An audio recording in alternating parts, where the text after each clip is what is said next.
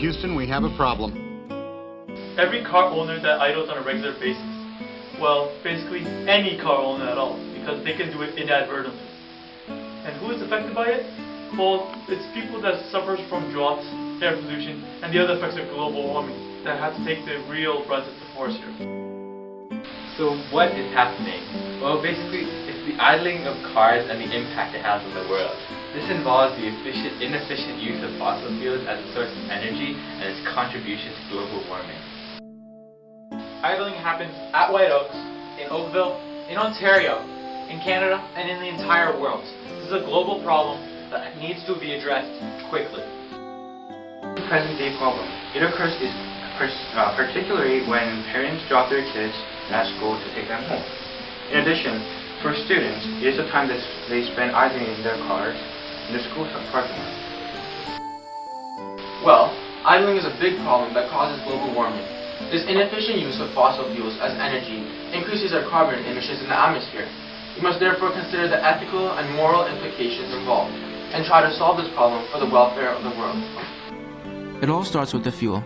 A carbon-based fuel is bought at gas stations to fuel cars. Examples of such fuels include pentane, C5H12. These fuels then go through combustion in the engine, producing carbon dioxide gas, water vapor, and energy. The pentane fuel that combusts creates the energy that drives the car forward. Now, imagine how much time a car spends idling per day. Think of the energy that is being wasted here.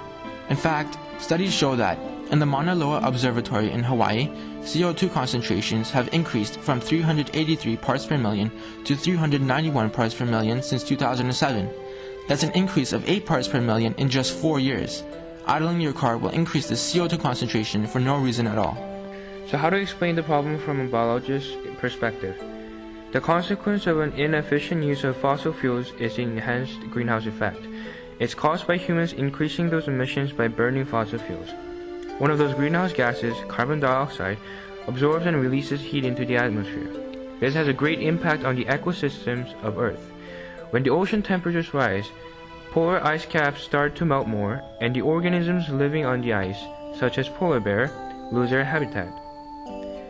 This also increases the ocean water level. In addition, coral reefs, which provide one of the most biologically diverse environments in the ocean, are starting to disappear because of this. All of those problems can all be prevented if we increase the awareness of the impacts of idling. So how is this all physics related? Well, when fossil fuels are used for energy, the kinetic energy produced by the engine is less than the potential energy supplied by the fuel. Now, where does all this missing energy go? It is converted to heat, sound, and light energy as the fuels are going through combustion in the engine. When people idle their cars to try to heat up their engine, an even larger portion of the potential energy is converted to useless forms. This is a problem we can solve. Idling is not necessary to heat up the cars. In fact, driving a car increases the heat to a greater amount than idling the car beforehand. Thus, idling is truly an unnecessary act. So how do we solve this problem? Using alternative energy sources to power cars. In addition, even if a person idles, the engine on a hybrid car can be switched to run on battery power instead of fossil fuels. This reduces the greenhouse gas emissions and the wastage of fossil fuel energy. So basically, what it all boils down to is, don't idle your car. It's pointless, ruins the environment, and wastes both money and valuable energy. This was a triumph. I'm making a note here. Huge success. A message from the Government of Canada.